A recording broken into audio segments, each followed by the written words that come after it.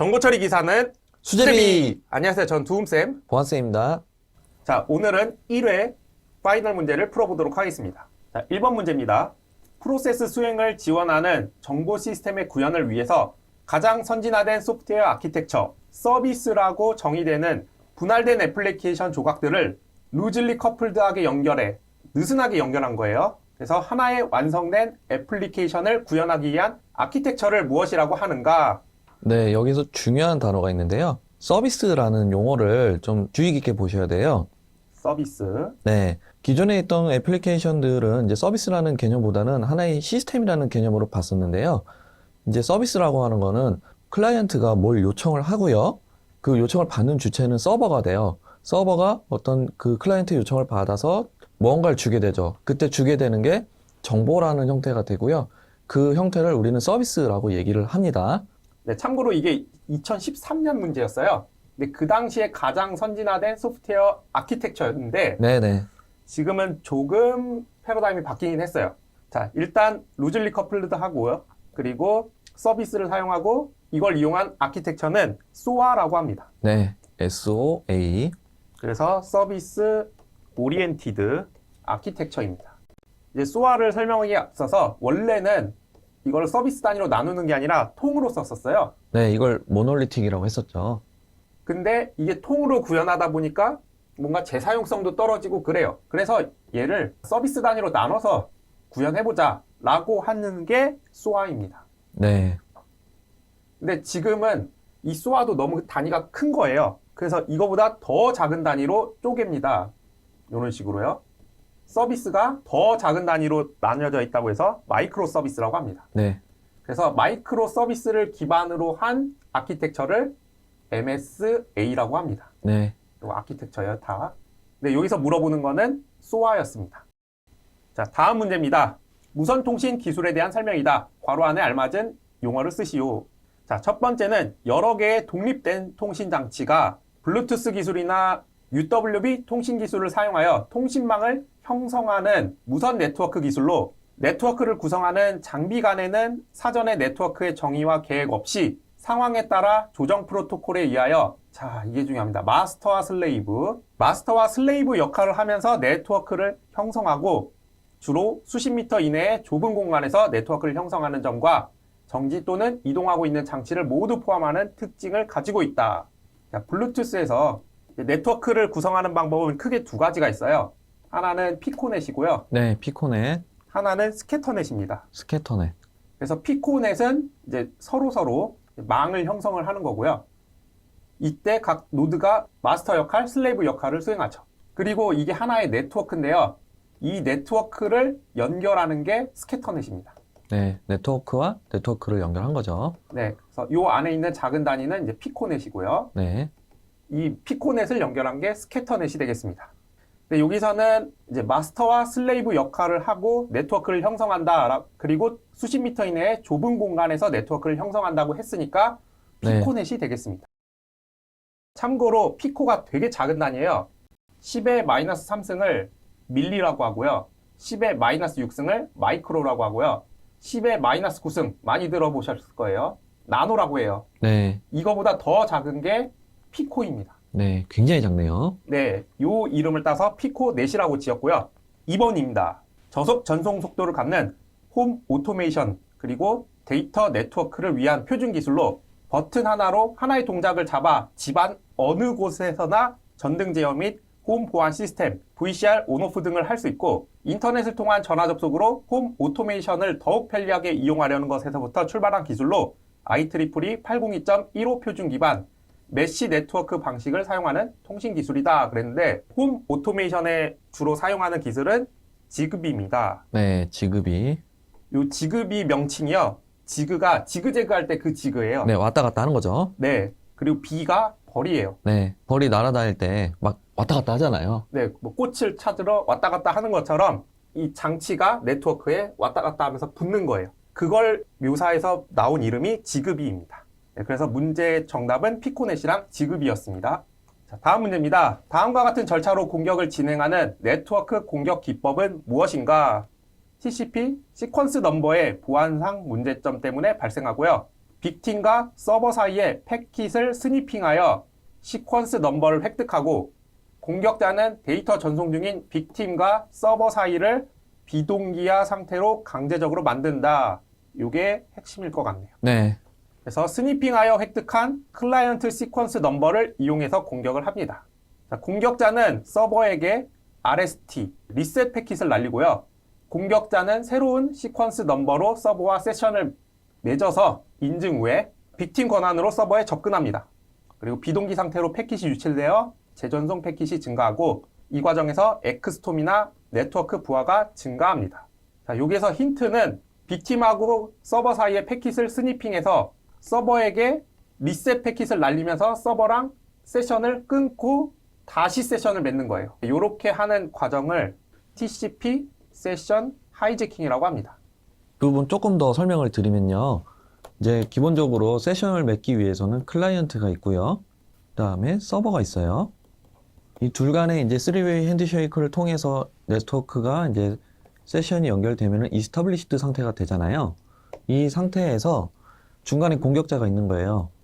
이 공격자가 이제 서버에게 강제로 리셋을 날리는 거예요. 그러면 기존에 있었던 이 세션을 강제로 종료하게 돼요.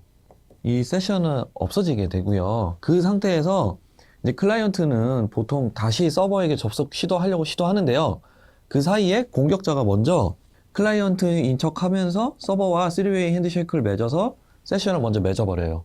그렇게 한 다음에 클라이언트는 공격자가 여전히 서버인 줄 알고 이제 패킷을 보내게 돼요. 그러면 공격자는 클라이언트로부터 받은 패킷을 서버로 전달해가지고 중간에서 이제 다 데이터를 가로채가면서 공격을 하는 기법이 TCP 세션 하이제킹이 되겠습니다. 네, 참고로 하이제킹은 비행기 납치하는 거죠. 네네. 다음은 정적 테스트에 대한 설명이다. 괄호 안에 알맞은 용어를 쓰시오. 자, 동료 검토는 두세 명이 진행하는 리뷰 형태예요. 말 그대로 동료 두세 명이 붙어가지고 같이 결함을 확인해주는 검토 기법이죠. 네, 이건 문제가 아니었고요. 자, 1번입니다. 소프트웨어의 요구, 설계, 원시 코드 등 저작자 외에 다른 전문가 그리고 다른 팀이 검사하여 오류를 찾아내는 공식적인 검토 방법을 네, 인스펙션이라고 하죠. 네, 인스펙션의 핵심은 공식적이다라는 거예요. 네. 공식적이기 때문에 모든 이해관계자들이 다 같이 모여가지고 검사를 해서 오류를 찾죠.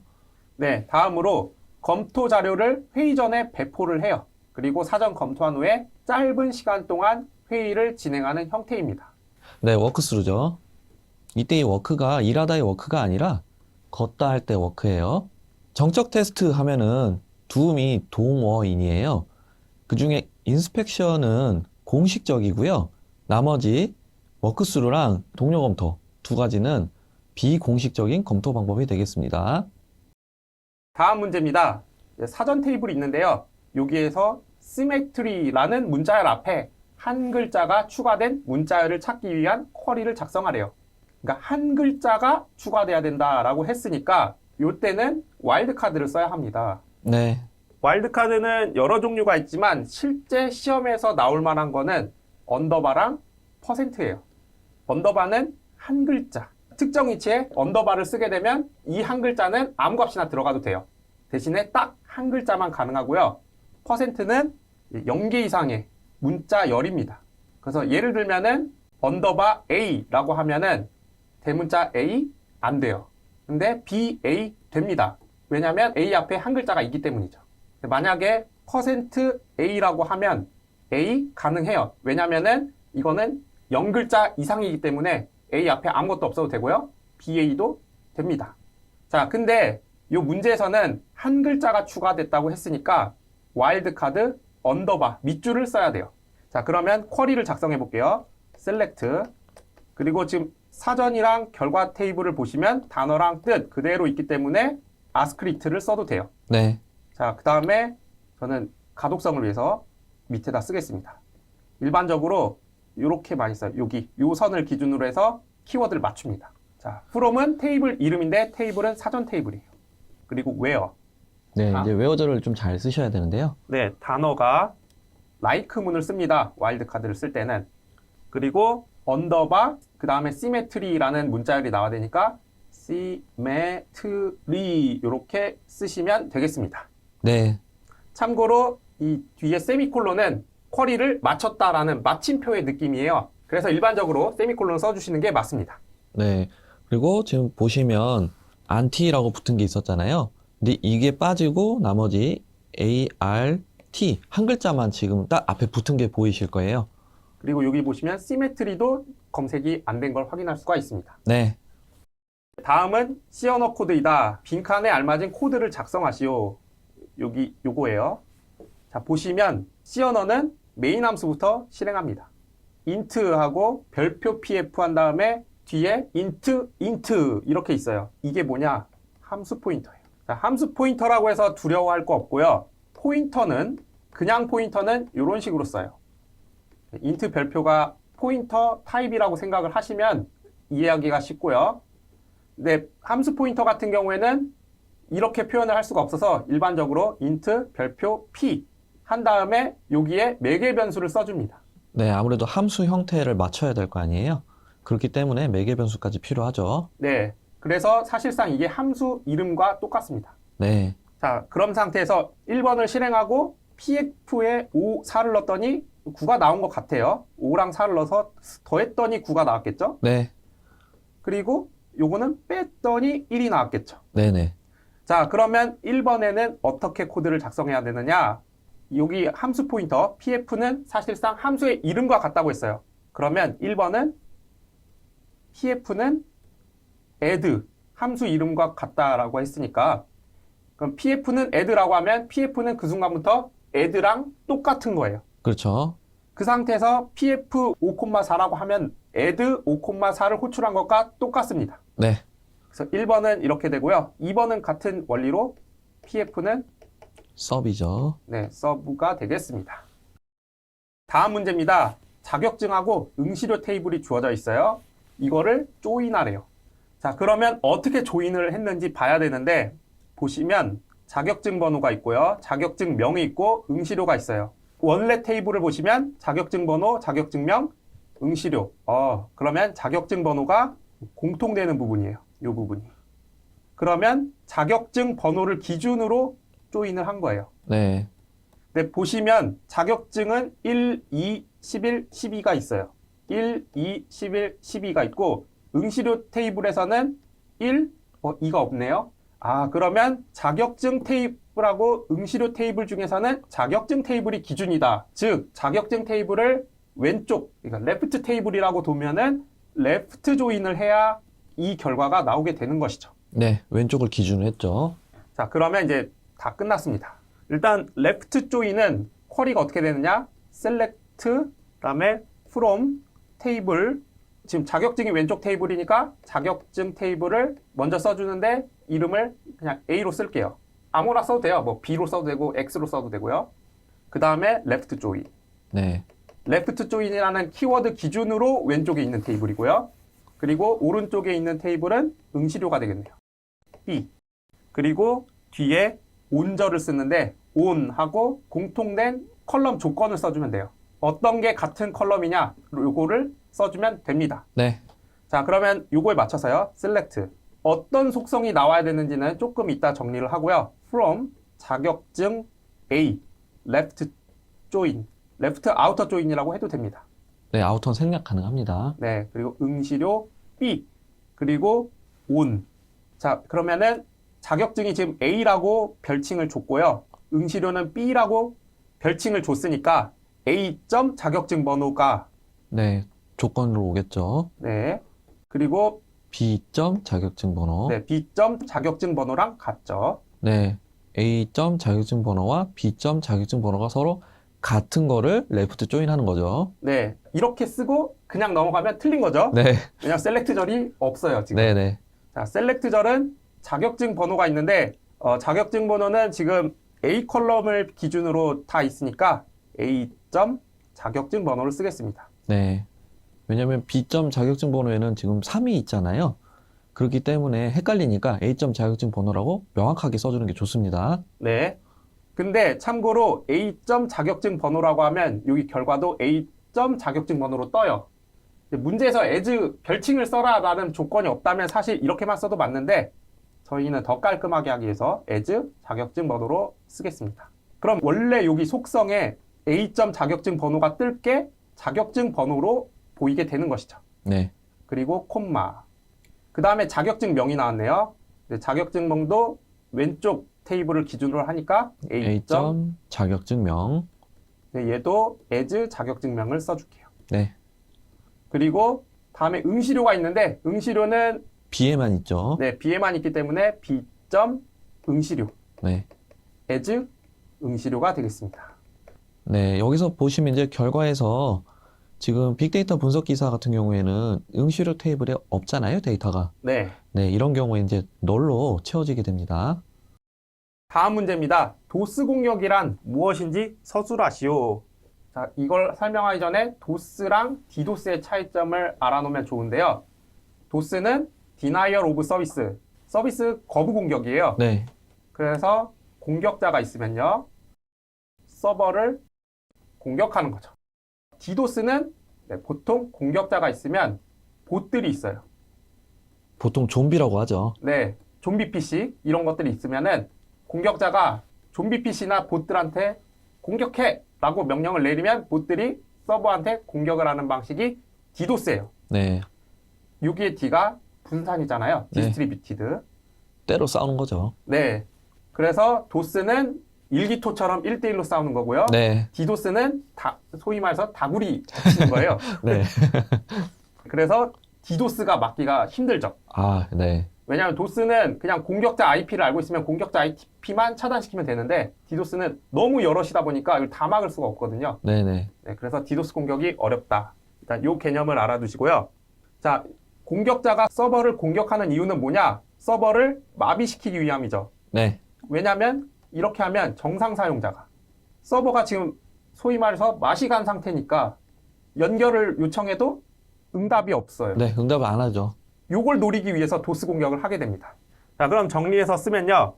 자, 도스 공격은 공격자가 서버를 공격하는 거죠. 네, 그래서 어떻게 하느냐? 서버를 정상적으로 이용하지 못하게 하는 거죠.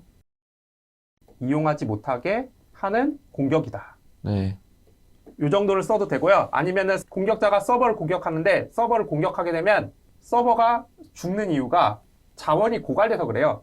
그래서 서버를 공격하여 서버가 자원이 고갈되어 서비스를 정상적으로 제공해주지 못하는 공격, 뭐 이런 식으로 쓰셔도 됩니다. 네, 네, 다음 문제입니다. 인터페이스 구형 기술 중 제이슨에 대해서 서술하래요.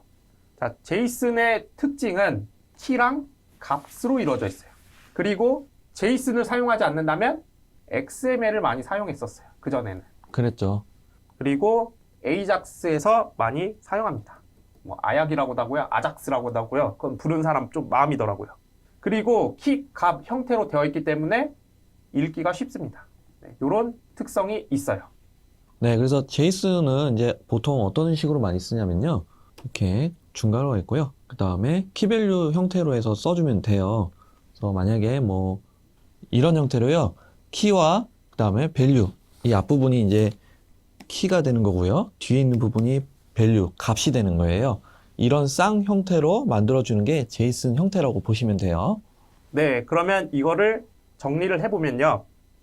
키와 값 형태로 이루어진 데이터를 전달하기 위해 자, 읽기 쉽다는 특성이 있으니까 사람이 이해하기 쉽다. 네, 아니면은 사람이 읽기 쉬운 텍스트를 사용하는 포맷이다. 뭐 표준 포맷 이 정도 쓰시면 되겠습니다. 네, 여기서 핵심어는 키와 밸류, 키 값이에요. 네. 그리고 마지막에 포맷이다. 이 정도로 써주면 네. 깔끔하게 답안을 작성한 게 되겠습니다. 네, 자, 다음 문제입니다. 요구사항 명세 단계에서 사용자의 요구를 표현할 때 수학적인 원리와 표기법으로 서술하는 기법은 무엇인가? 라고 했는데 일단 요구사항 명세 단계에서는 두 가지 방법이 있는데 하나는 비정형 명세 기법이 있고요. 하나는 정형 명세 기법이 있어요. 비정형이다, 정형이다 하니까 말이 조금 어려운데요. 이게 어려운 말은 아니고요. 비정형은 자연어를 뜻하는 거고요. 일반적으로 사용하는 국어 형태로 이제 명세를 하는 거예요. 요구사항을 정의를 하는 거고, 정형이라고 하는 거는 수학적 원리와 표기법을 이용해서 서술하는 게 정형이 되겠습니다. 참고로 비정형이라는 말은 아니다. 형태가 정해져 있지 않은 게 비정형이고요. 정형은 형태가 정해져 있는 거예요. 네. 그래서 정형 명세는 대표적으로 뭐 제트스키마 이런 게 있는데요. 이런 식으로 써요. 학과라는 게 있으면요. 학과의 현재 정원과 그리고 이 학과가 뭐 받을 수 있는 한계 정원 이런 게 있다고 하면은요. 현재 정원이 한계 정원보다는 무조건 작거나 같아야 되죠. 그렇죠. 그래서 이 데이터들 간의 관계를 표현할 때 이렇게 수식으로 표현하는 방식이 정형 명세 기법입니다. 그래서 여기에서 물어보는 거는 수학적 원리랑 표기법을 쓴다고 했으니까 정형 명세 기법이 되겠습니다. 네. 다음 문제입니다. C 언어 코드인데요. 출력 결과를 쓰래요. 자, A는 30이고 B는 15예요. 근데 10진수로 출력하는데 하나는 AND 연산, 네. 비트 연산 중에서 AND 연산. 하나는 우화 연산이에요. 네. 자, 그러면 2진수로 바꿔줘야 합니다. 30을 2진수로 바꾸면 15, 0, 2, 7에 14에서 1, 2, 3은 6 해서 1, 2, 1은 2, 1. 0이고요. 네. 15는 요거 쓰면 되잖아요. 그래서 1입니다. 네. 네, 굳이 두 번 할 필요 없죠. 어차피 30에서 반 나눈 게 15라서. 네. 자, 그러면 AND 연산은 각 자리가 둘 다 1이어야지만 1이에요. 그래서 요거를 AND 연산을 하게 되면요. 자, 여기는 비었으니까 0으로 채워줄게요. 그럼 1, 0은 0, 0, 1, 1은 1, 그럼 여기 다 1, 1, 1이고 여기는 0, 1이니까 0. 0. 자, 그러면 얘를 10진수로 바꿔주면은 1, 2, 4, 8 요거 다 더하면 14죠. 14네요. 그래서 이 결과는 14가 되고요. 여기에서 오화 연산해 볼게요. 자, 오화 연산은 둘 중에 하나라도 1이면 1이에요. 네. 지금 보시면 전부 다 1이 하나 이상은 다 있어요. 네, 다 1이네요. 그래서 1, 1, 1, 1, 1이고 이 각 자리가 1, 2, 4, 8, 16이니까 요거 다 더하면 31. 네, 31이 돼서 요 첫 번째 퍼센트 뒤에는 14, 두 번째 퍼센트 뒤에는 31인데 중간에 띄어쓰기 없으니까 1, 4, 3, 1이 출력됩니다. 네. 다음 문제입니다. 병행제와 미보장시 문제점으로 복수의 트랜잭션이 데이터 공유 시 특정 트랜잭션이 처리를 취소할 경우 트랜잭션이 처리한 곳의 부분을 취소하지 못하는 오류는 뭐냐? 네, 연쇄 복귀 캐스케이드 롤백이에요. 이 말이 좀 어려우실 수 있는데 만약에 두 개의 트랜잭션이 있다고 해볼게요. 두 개의 트랜잭션이 있는데 첫 번째 트랜잭션에서는 이제 리드 연산을 먼저 실행을 해요. 그래서 리드 x, 그 다음에 이 x에다가 이제 100을 넣고요. 그 다음에 이 100을 반영을 DB에다 직접 하는 거예요. 그래서 write x 하면은 이제 첫 번째 트랜잭션이 실행이 됐고요. 이 상태에서 두 번째 트랜잭션도 실행이 되는데요. 두 번째 트랜잭션도 read x. 그러니까 x라는 거는 공유된 데이터라고 생각하시면 돼요. x를 읽었고요. 이 x에다가 이제 연산을 하는데 여기에서는 이제 곱하기 2를 해줄 거예요. 그리고 난 다음에 이 데이터를 DB에 반영을 합니다. 그래서 write x를 해요. 그리고 난 다음에요. 이 상태에서 트랜잭션 1이 롤백이 될 수 있잖아요. 네. 그래서 롤백을 하는 거예요. 롤백을 하게 되면 지금 트랜잭션 2번에서 실행시켰던 거를 취소하고 난 다음에 얘를 취소해야 병행 제어가 되는 거거든요. 그런데 지금 T2를 실행했기 때문에 롤백을 하지 못하는 거예요. 즉 지금 보시면 공유된 데이터의 특정 트랜잭션이 취소를 하는데 트랜잭션이 처리한 곳의 부분을 취소하지 못하게 되는 상황이 발생이 된 거죠. 네, 이게 바로 연쇄복귀 문제점이 되겠습니다. 네. 다음 문제입니다. 네, 괄호 안에 알맞은 용어를 쓰라고 했는데요. 자, 먼저 보시면 네, 고객명, 서비스 이름, 서비스 가격, 서비스 이용 기간이 있는데요. 고객명, 서비스 이름이 서비스 이용 기간에 영향을 준대요. 그리고 서비스 이름이 서비스 가격에 영향을 주는 관계. 보시면 고객명 서비스 이름이 서비스 이용 기간에 영향을 주고요. 지금 고객명 서비스 이름이 있는데 이 안에 서비스 이름이 서비스 가격에 영향을 주고 있어요. 자, 지금 여기 이 집합에서 얘가 부분이에요. 서비스 이름이. 그래서 이거를 부분함수 종속 관계라고 합니다. 네. 그래서 1번은 부분함수 종속 관계이죠. 네. 함수 종속 관계에는 완전 함수 종속이 있고 부분 함수 종속이 있어요. 지금 보시는 것처럼 일부 속성이 다른 속성과 함께 영향을 주는 관계를 맺었을 때 부분 함수 종속이라고 합니다. 네. 자, 그리고 부분함수 종속 관계를 하게 되면 결국은 이 부분 관계인 서비스 이름, 서비스 가격 관계를 별도의 테이블로 두면 부분함수 종속 관계가 제거가 되어서 뭐를 만족한다고 했는데 이게 두음이 있어요. 정규화 단계는 두음이 원부의 결따조입니다. 네, 아주 유명하죠. 네. 그래서 원자화를 하게 되면 1정규화가 되고 1정규형이 되는 거고요. 네, 부분함수 종속성을 제거하는 과정이 2정규화고 이 부분함수 종속성이 제거되면 2정규형이 됩니다. 네, 그리고 이행함수가 3, 그리고 결정자 함수 종속 제거가 BCNF, 다치 종속성 제거가 4정규화, 그리고 조인 종속성 제거가 5정규화가 됩니다. 네, 여기서는 부분함수 종속 관계를 제거했기 때문에 제거하고 나면 이정규형이 됩니다. 그래서 이정규형을 만족합니다. 네, 다음 문제입니다. C 언어 코드인데요. 출력 결과를 쓰래요. 메인 함수부터 실행하고요. 16칸 헬로 월드라는 문자열이 B 배열에 저장됩니다. 네. 16칸을 그려야 되네요. 네, 되게 많네요. 네, 자, 그러면 B 0부터 H, E, L, L, O 그리고 띄어쓰기 네. 여기 보면 띄어쓰기 있어요. W, O, R, L, D 그리고 널이 들어갑니다. 네. 문자열 끝에는 항상 널이 들어갑니다. 네, 여기가 B 0부터 1, 2, 3, 4, 5, 6, 7, 8, 9, 10, 11, 12, 13, 14, 15 여기까지네요. 네. 지금 16개의 사이즈를 잡았기 때문에 B15까지 가고요. 네, 그리고 이 헬로 월드 뒤에는 다 널이 들어갑니다. 네. 자, 이 상황에서 퍼센테스 문자열을 출력하래요. B 여섯 번째 주소값 B6은 여기 있고요. 여기에 주소값이 %B6이에요. printf는 시작점을 잡아주면 그 시작점으로부터 널 전까지 쭉 읽게 됩니다. 그래서 정답은 WORLD가 됩니다. 네. 다음 문제입니다. 수제비 테이블에 대한 DDL문을 실행한 후에 인서트문을 삽입하는 순간 에러가 발생했다. 자, 왜 발생했을까요? 자, create 테이블 수제비 하고 수제비 num이라는 속성은 number 5. 네. 5자리네요. 네, 5자리의 정수가 잡힌 거예요. 자, 근데 여기 보면 insert into 수제비 values 200614. 이게 6자리네요. 네. 그래서 에러가 났군요. 자, 그러면 이 수제비 num이라는 컬럼을 6자리로 바꿔주면 되죠. 네. 근데 간단하게 드랍 테이블을 한 다음에 다시 크리에이트 테이블을 해주고 싶지만 문제에서 그걸 막아놨어요. 네. 제거하지 말라고 하네요. 네, 이럴 줄 알고 제가 써놨습니다. 네. 실제 이와 비슷한 문제들이 바로 아래 단계인 산업기사에서는 종종 나와요. 그래서 유사하게 출제한 문제고요. 자, 그러면 DDL문에서 속성을 바꾸기 위해서는 알터를 써야 됩니다. 네. 그래서 알터 테이블, 테이블명이 수제비.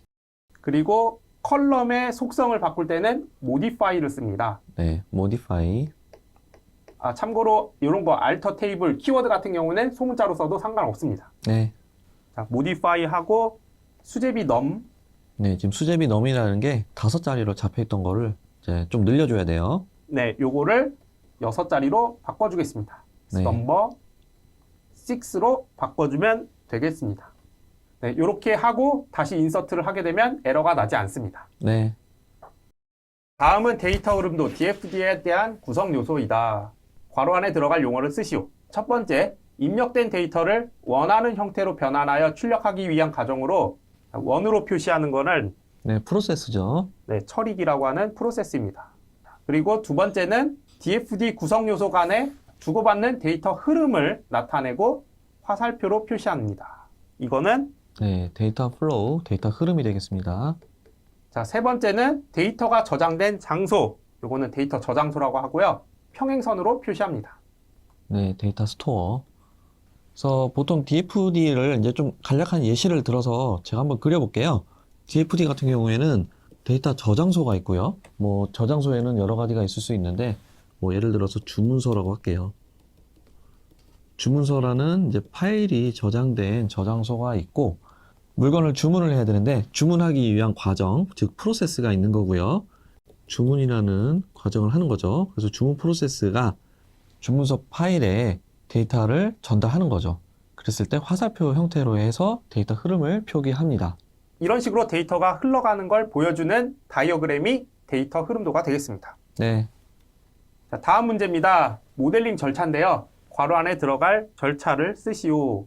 자, 처음에 요구사항을 분석합니다. 그래서 현행 데이터, 현재 데이터가 어떤 문제가 있는지, 어떻게 개선해야 될지를 확인하고 향후 개선점을 도출합니다. 참고로 현재 시스템을 as is라는 표현을 많이 써요. 현업에서는. 그리고 앞으로 개선해야 될 목표 시스템을 to be라고 합니다. 이거는 참고로 알아두세요. 네, 그래서 어쨌든 목표로 할 시스템의 요구사항들을 분석하는 게 요구사항 분석이고요. 자, 그 다음에 업무 중심의 포괄적인 모델링으로 추상화하는 활동으로 주제 영역과 핵심 데이터들 간의 관계를 정의합니다. 네, 여기서 핵심은 주제 영역을 정의한다는 거예요. 네, 요거는 개념 모델링에 해당됩니다. 네, 그리고 다음에는 데이터들의 관계, 뭐 예를 들어서 개체가 있으면은 개체들 간의 관계를 표현할 수 있고요. 이 관계. 그리고 속성, 요 개체 안에 속성들이 있을 거예요. 예를 들어서 학생이다. 그러면 뭐 학번, 이름, 나이 이런 게 있겠죠. 그리고 키, 예를 들어서 학번, 이름, 나이에서 학번을 가지고 구분한다. 그럼 이게 키가 되는 거죠. 이렇게 데이터를 구성하는 활동들을 하는 단계를 논리 모델링이요. 그리고 마지막에 물리 모델링에서는 사용 DBMS 특성에 맞게 물리적 스키마를 만듭니다. 네, 실제 테이블을 생성하는 단계라고 보시면 되겠습니다. 네, 스키마를 만든다고 하면은 보통 크리에이트 테이블을 이용해서 테이블을 만든다 이렇게 생각을 하시면 되겠습니다. 네, 그리고 사용 DBMS라는 거는 뭐 우리 회사에서는 오라클을 써 그럼 오라클로 작성을 하는 거고요. 만약에 우리 회사에서는 MySQL을 써 그러면 MySQL로 맞게 쿼리를 짜야 됩니다. 네, 자, 그리고 이 문제를 풀기 위한 도움도 있어요. 도움은 요괴 논물입니다. 네, 요괴 논물. 뭐 요괴의 눈물 같기도 하고요. 용의 눈물이라는 대하 드라마가 있었어요. 옛날에 대하 드라마 용의 눈물이라고 있습니다. 사극계의 레전드였죠. 네, 네, 그렇게 해서 외우시면 되고요. 요구사항 분석, 개념 모델링, 논리 모델링, 물리 모델링이 되겠습니다. 네, 다음 문제입니다. ISO IEC 9126. 근데 이게 업그레이드 돼서 ISO IEC 25010, 2001로 변경이 됐어요. 참고로 이거에서 이걸로 가면서 보안성이랑 호환성이 추가됐습니다. 그냥 요건 여담이었고요. 이거는 문제를 풀기 위한 지식에 별로 도움이 되지 않는데 어쨌든 여기에 소프트웨어 품질 특성에 대한 설명으로 괄호 안에 들어갈 품질 특성을 쓰래요.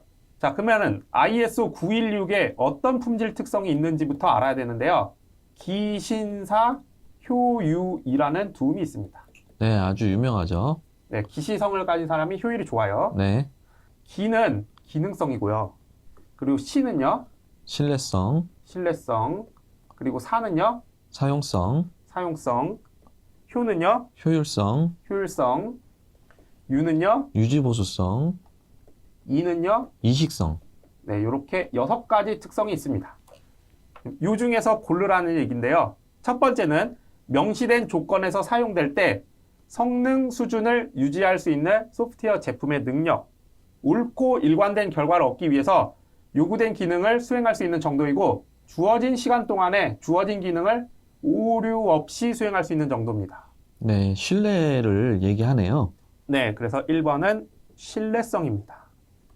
자, 2번은요. 명시된 조건에서 사용되는 자원의 양에 따라서 요구된 성능을 제공하는 소프트웨어 제품의 능력을 말합니다. 자원의 양에 따라서 성능을 제공한다. 네, 효율적으로 제공해야겠죠. 네, 그래서 효율성이 되겠습니다. 네, 다음 문제입니다. 다음이 설명하는 자료 구조는 무엇인지 쓰시오.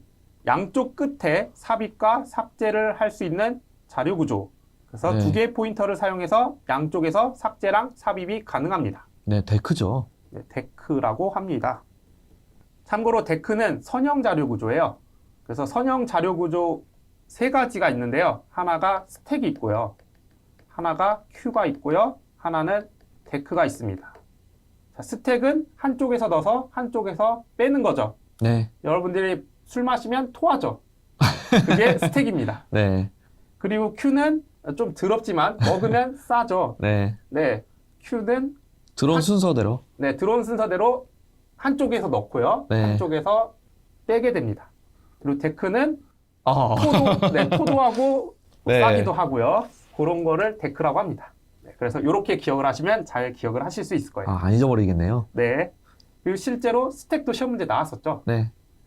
다음 문제입니다. 자바 코드인데요. 출력 결과를 쓰래요. 자, 여기서는 자바에서도 마찬가지로 메인 함수부터 시작합니다. 그리고 슈퍼 오브젝트. 자, 슈퍼 오브젝트라는 클래스는 여기 있고요. 그리고 뉴 서브 오브젝트래요. 서브 오브젝트는 여기 있네요. 네. 근데 서브 오브젝트는 익스텐즈 상속을 받고 있습니다. 뭐를요? 슈퍼 오브젝트를. 네. 그러니까 슈퍼 오브젝트가 부모 클래스고요. 서브 오브젝트가 자식이 되죠. 네, 자식이 됩니다. 자, 먼저 new 키워드를 이용해서 클래스를 생성하게 되면 제일 먼저 할 게 생성자를 찾는 거예요. 네. 생성자 호출하죠. 자, 근데 생성자 이거 되게 헷갈려 하시거든요. 생성자가 뭐냐면 이 클래스 이름과 동일한 메서드인데 서브 오브젝트에는 서브 오브젝트라는 메서드가 없어요. 생성자 없죠. 네. 그리고 서브 오브젝트도 마찬가지로 서브 오브젝트라는 생성자가 없어요. 그래서 별도의 생성자를 호출하지 않습니다. 없으니까요. 자, 그 다음에 s.show인데요. 자, 여기에서 나오는 게 오버라이딩입니다. 지금 보시면 show라는 메서드가 부모한테도 있고요. 자식한테도 있어요. 자, 그러면 자바에서는 기본적으로 자식 클래스에 있는 메서드를 호출합니다. 왜냐면은 new 자식 클래스잖아요. 네. 그러니까 당연히 일단 자식 클래스에 show를 갑니다. 자식 클래스에 show를 갔더니 슈퍼래요. 부모의 프린트를 하래요. 자, 부모 클래스의 프린트 여기 있습니다. 그럼 여기로 가고요. 근데 여기서 또 프린트를 하래요. 근데 여기서 보시면 이 프린트가 재기함수일 수도 있지만 자식 클래스에도 있어요. 이런 경우에 똑같이 오버라이딩 관계죠. 오버라이딩이면은 자식 클래스에 있는 메서드를 실행합니다. 그렇기 때문에 이 프린트를 하게 되면 재기함수가 되는 게 아니라 여기로 가요. 여기로 가서 system.out.print 서브가 출력됩니다. 네. 서브라는 문자열이 출력되죠. 아직 안 끝났어요. 네. 프린트라는 게 호출됐고 프린트가 끝났으니까 다시 호출한 대로 돌아갑니다. 그리고 나서 밑에 있는 슈퍼를 출력하네요. 참고로 아까 프린트할 때 개행을 하지 않았기 때문에 여기 슈퍼는 옆에다가 써줍니다. 네. 자, 그리고 슈퍼가 끝났으니까 이 메서드를 호출한 여기죠. 네. 쇼로 다시 가죠. 네, 여기로 돌아가고요. 이 쇼도 끝났으니까 이 쇼를 호출한 여기로 돌아갑니다. 그럼 여기로 돌아가고 나서 그 다음 명령어가 없으니까 프로그램이 종료됩니다. 네. 그래서 출력 결과는 서브 슈퍼가 되겠습니다. 네. 이렇게 해서 1회 파이널 문제를 다 풀어봤습니다. 다음 시간에 이어서 진행하도록 하겠습니다. 수고하셨습니다. 수고하셨습니다.